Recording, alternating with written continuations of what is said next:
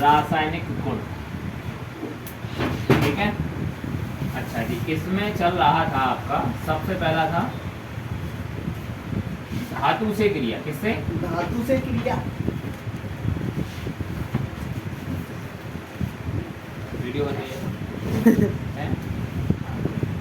धातुओं से क्रिया, जैसे हमने कॉपर लिया, कॉपर की छीलन तो आपने देखी होगी। जैसे कि नॉर्मली हमारे पास में यहाँ कॉपर रखा है कुछ प्रोडक्ट में, ये कॉपर ऐसा ही होगा था, ठीक है। ये कॉपर है, कॉपर को हम क्या करते हैं, एक बीकर के अंदर डालेंगे। किस में डालेंगे? बीकर के अंदर। तो बीकर उठा लाना जरा लल्ला।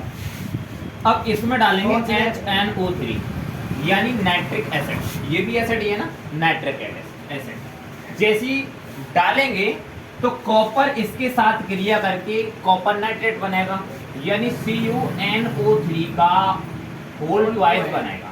और हाइड्रोजन गैस के फ्यूम्स यानी H2 गैस रिलीज होने लगेगी। और बैलेंस करने के लिए 2 लगा लो, नहीं तो मैं बैलेंसिंग नहीं बता रहा। तो हाइड्रोजन गैस क्या होगी? निकलने लगेगी, ठीक है।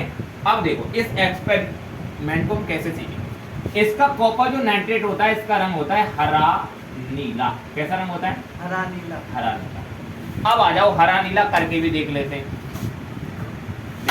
दुनिया हरा करके हम नीला भी कर लेंगे, है ना। ये पकड़ो, ये हमारे पास में है कॉपर।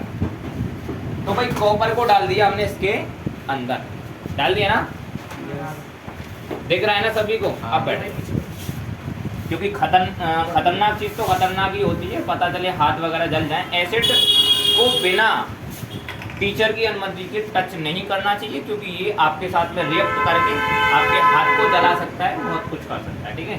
जैसे ही हम इसको डालेंगे तो इसमें हाइड्रोजन गैस के फ्यूम्स निकलेंगे, और वो भी ब्राउन कलर के यानी बादामी कलर के, जैसे देखो। और हरा और नीले रंग का एक प्रोडक्ट बनेगा जो कि कॉपर नाइट्रेट का होगा। देखो निकल रहा है ना, देखो ये जो फ्यूम्स निकल रहे हैं, ये किसके फ्यूम्स हैं? हाइड्रोजन गैस रिलीज हो रही है। और यहाँ एक प्रोडक्ट बन चुका है, दिख रहा है ना प्रोडक्ट, हरे और नीले रंग का एक प्रोडक्ट बना है, दिख रहा हो? कैमरामैन फोकस करो। Yes sir. ठीक है, तो ये क्या है? ये है कॉपर नाइट्रेट। क्या है? Copper nitrate. यानी एसिड रिएक्ट करता है। एसिड क्या करता है? रिएक्ट करता है। अब तो पता चल गई कि गैस निकलना।